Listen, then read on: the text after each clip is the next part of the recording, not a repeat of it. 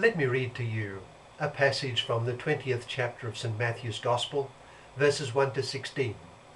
It's the Gospel for Wednesday of the 20th week in Ordinary Time, Year 2. St. Matthew writes, Jesus said to his disciples, "The kingdom of heaven is like a landowner who went out early in the morning to hire men to work in his vineyard. He agreed to pay them a denarius for the day and sent them into his vineyard. About the third hour he went out and saw others standing in the marketplace doing nothing. He told them, 'You also go and work in my vineyard, and I will pay you whatever is right.' So they went. He went out again about the 6th hour and the 9th hour and did the same thing. About the 11th hour he went out and found still others standing around. He asked them, 'Why have you been standing here all day long, doing nothing?' 'Because no one has hired us,' they answered. He said to them, 'You also go and work in my vineyard.' When evening came, the owner of the vineyard said to his foreman, 'Call the workers and pay them their wages, beginning with the last ones and hired, and going on to the first.' The workers who were hired about the 11th hour came, and each received a denarius. So when those came who were hired first, they expected to receive more. But each one of them also received a denarius. When they received it, they began to grumble against the landowner. 'These men who were hired last worked only 1 hour,' they said, 'and you have made them equal to us, who have borne the burden of the work and the heat of the day.' But he answered one of them, 'Friend, I am not being unfair to you. Did you not agree to work for a denarius? Take your pay and go. I want to give the man who was hired last the same as I gave you. Don't I have the right to do what I want with my own money? Or are you envious because I am generous?' So the last will be first, and the first will be last." That's from Matthew chapter 20, verses 1 to 16. And what does it suggest to us? Well, I think it suggests things about work in life. You know, a principal issue in Western societies ever since the Industrial Revolution has been remuneration for and conditions of work. Is the pay received for work and the conditions in which it is done just? Great numbers of poor were exploited for their work, and many still are. They had no power individually before the might of the employer, and so society saw the rise of trade unions and the development of the Church's social teaching in respect to the worker. The Church gradually unfolded the centrality of work in man's life and development. However, one aspect of the fight for the rights of the ordinary worker was the loss in many cases of the realization that one's daily work is not simply a means of gaining a salary, but has a central importance in attaining life's true meaning. That is to say, in a certain sense, we live in order to do our work in life. Our work is the precious means whereby we serve God and others in daily life. It is our means of living a life of justice and charity, and therefore of growing in a life of religion. If we neglect our work, or if we neglect to work, then our lives will be wasted, and in the sight of God too. Even for those who cannot work in the usual sense of the term because of sickness or of forced unemployment, they too have a work in life, in that they are called to serve others.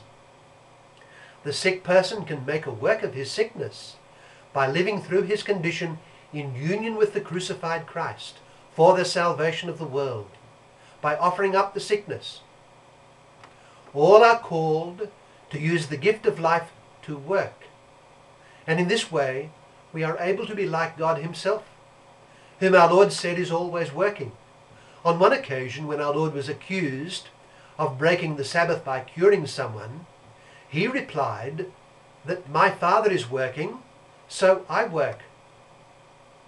By means of our work, we are able to live as God's children and grow in our love and service of Him.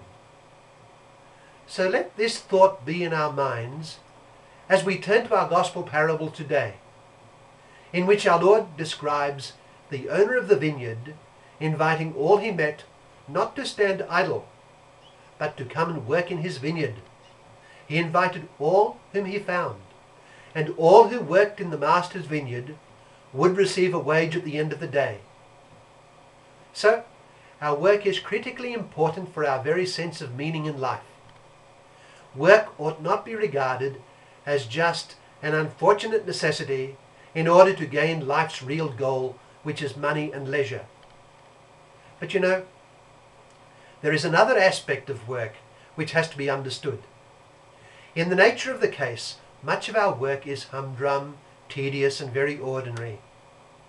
Great numbers of people spend their lives doing work that is menial and of little apparent value, in the sense that of winning little notice or praise from others. They are like, let us say, the donkey that goes round and round, pulling the lead, that in turn keeps the village water running. All the donkey does is walk round and round the moving stone, pulling the rope that keeps the water flowing. But what does our Lord's parable remind us of, that I read earlier? It reminds us that God sees what is important, and He will reward accordingly. The ones He found late in the day, He invited to go to His vineyard and work. He would give them a wage. And at the end of the day, He upset the others who had worked all day, because He gave the latecomers an equal wage.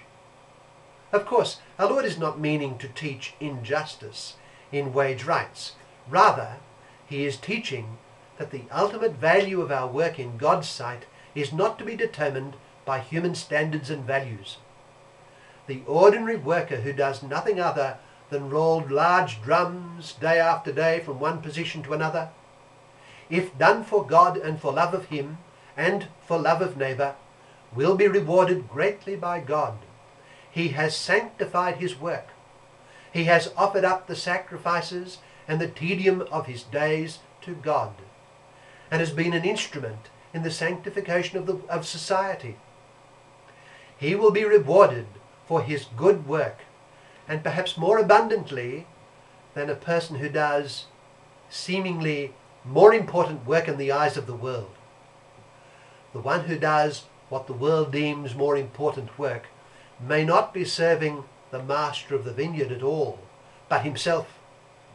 He may not be sanctifying his work. The parable of the workers invited to the vineyard reminds us that in all our work we must strive to serve God truly well, whatever might be our work in life. So let us every day place great store on our daily work. We are called by God to work at our work, we might say, in the sense of doing it well and for God. By means of our work, we serve God and our neighbour with growing love. So we ought aim to do it well in all its parts. Whatever kind of work life brings us and sets before us, we ought aim to make it something holy and able to be offered daily to God. So, let us sanctify our work, and through it be sanctified ourselves, and contribute to the sanctification of others.